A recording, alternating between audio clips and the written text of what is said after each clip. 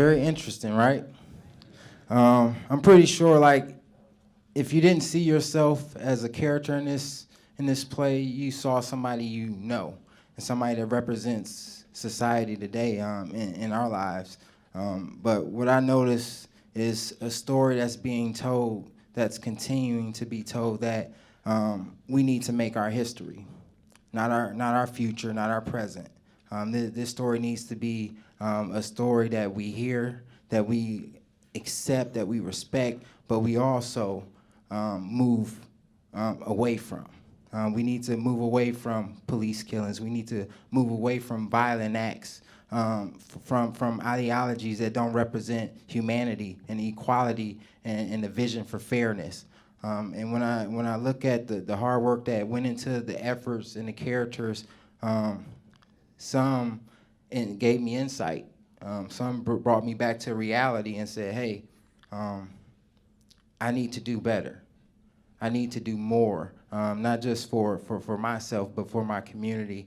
And through my experiences within the last 3 years of losing my brother to a police shooting, I had to do a lot of soul searching. I had to do a lot of recreating of who I am and really trying to educate and inspire myself around all the issues that deal with life today. So I'm still, as a person, growing.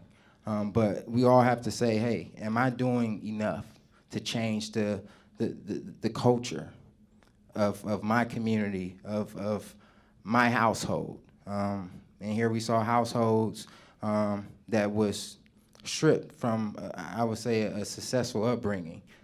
We saw individuals that was hurting, that really lost direction and didn't have people around them to help them. And what I want to do with my life is to help as many people as possible, but eventually I understood that I can't help everybody.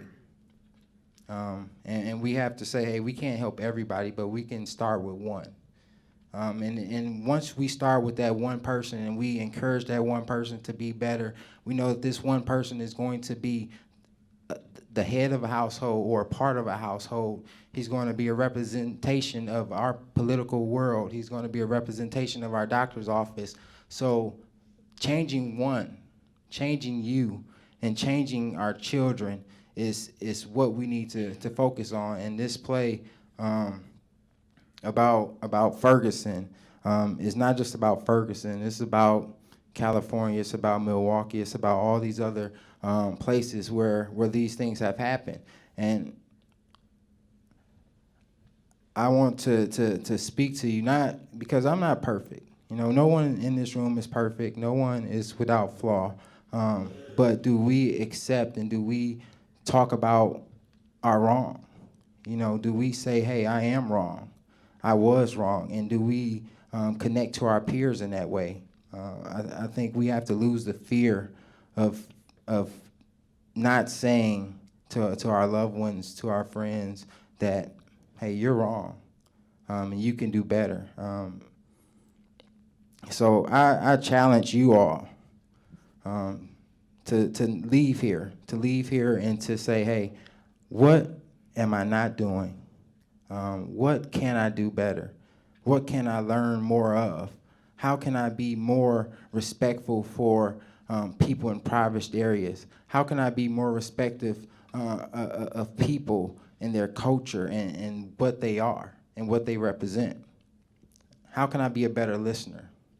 And you know, this play is really not play. It's like real emotion, real characters, real life experiences. And you know, me, like, I've come from a family where, you know, we grew up and we shared three, you know, boys shared a room. And from that, we went to another house. And it got better in time. Like, you know, we started little and my dad worked hard, my mom worked hard, and we went to a neighborhood where, yeah, it was majority white. And in that neighborhood, like, I had no choice but to learn how to be a part of a wider society, to learn what white households do. I spent the night at my white friend's house, it was weird to me because they drunk milk at supper and we drunk Kool-Aid.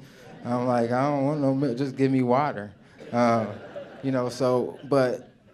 I was able to put myself in a different position to look at society from a different view, to be able to respect white people. And sometimes black faces and black people aren't always accepted by white households. They're not always invited into that household. And as I grew up, we went from being like this black family who my black friends and black cousins, like, oh, they live in a white neighborhood, they're rich. They got everything. They got a swimming pool in the yard. They got, grapes. Like, we had people come over and pick grapes from our fence. And, it was something new, but we felt good growing up. And then my mom and dad divorced and things shattered. Things changed. And it wasn't my fault. It wasn't my brother's fault. It was just two people couldn't be together. But what I'm getting at is, growing up, I've learned to accept all people. I learned to respect all people. And I give people a chance. And if that person is pure in heart and can love me and can respect me, then why shouldn't I give that back?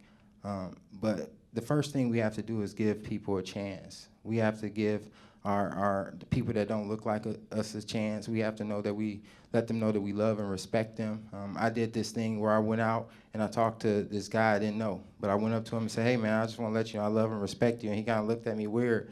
And I'm like, he's like an older white guy. He looked at me weird, and he was on the phone with his wife. He's like, hold on, please. Give me 1 second. But once I went into cousins, out of the cousin subs, he came in and he started talking to me. We had a nice dialogue, and I got to tell him more in depth of why I said what I said. But his response and his acceptance of that was priceless. And I think we need to do more of that. We need to go out and we need to be the leaders, and we need to be the converters of a better lifestyle. And if you don't go out and you don't share the love that you have in your heart and the compassion, then I think you're the problem. So let's not be the problem. After this play, let's go home and let's make things real for our lives, for our community. Let's be better. And I just want you to say for our closeout, I need everybody to say this, and we can go. All right. I will be better. I will show action. I will not allow life to get the best of me. I will make the best of life. Thank you.